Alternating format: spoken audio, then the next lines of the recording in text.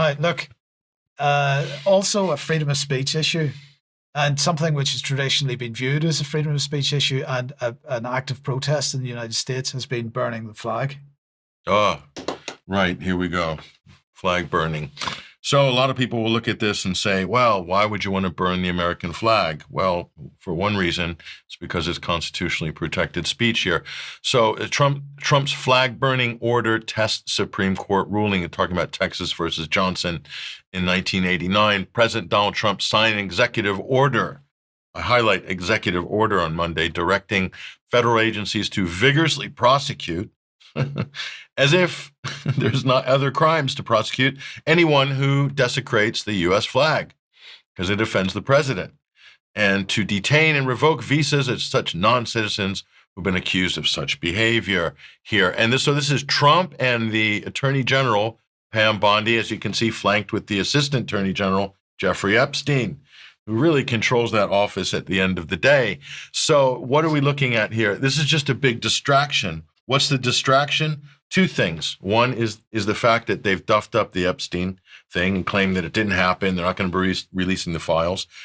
And the whole Israel, Gaza, and genocide issue, clamping down on free speech, clearly un-American, to cut down free speech, to cut down the First Amendment, which is what the Trump administration have been doing systematically. And why have they been doing it?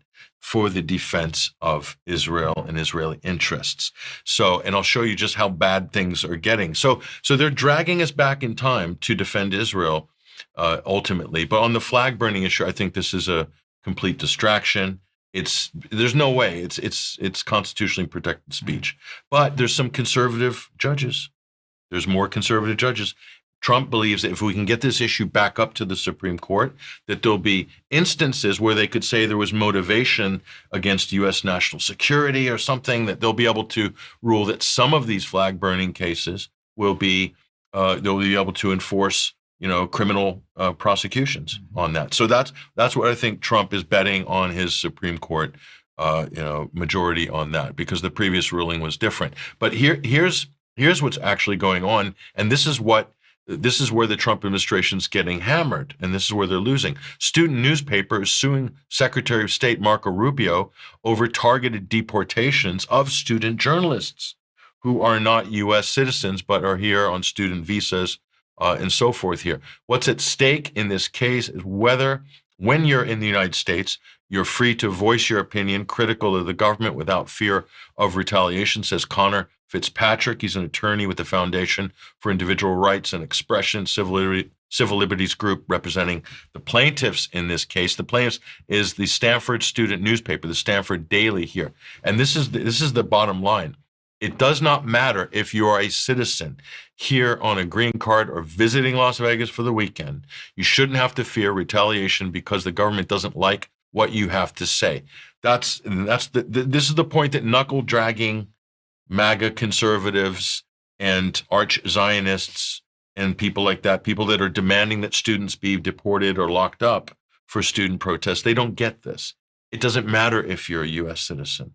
If you're in the U.S. jurisdiction, you are protected under the U.S. Constitution. Your First Amendment, freedom of speech, assembly, as well as protected, as long as you're not breaking the law.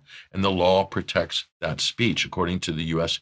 Constitution. Anybody attacking and undermining the U.S. Constitution is an enemy of the U.S. Constitution, including the current U.S. government, technically.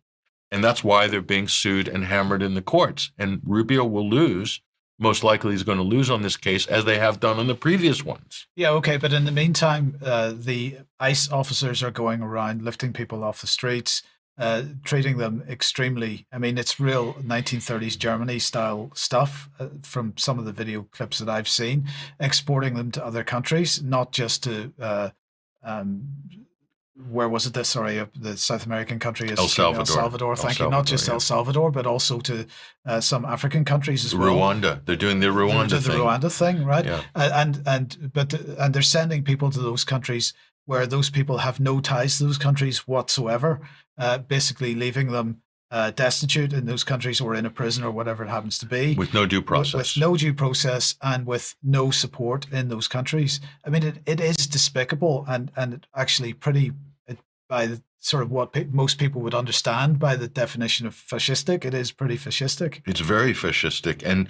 Trump doing the flag burning thing through executive order is a very, very bad precedent. It's also I don't think it's good for Trump and his legacy, because this is like something that a desperate authoritarian would do. And why? Just to make some kind of a statement in order to somehow virtue signal to his hardcore base on this. But as we pointed out, Mike, it's absolutely tied to these other issues. I mean, they deported a student from Tufts University, which is also what this Stanford case against Rubio is, for writing an op-ed. She was Turkish, I believe.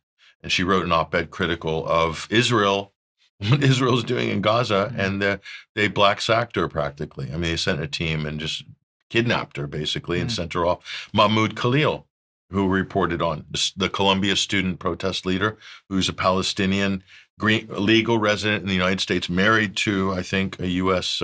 Citizen or legal resident, and they tried to deport him, and they lost.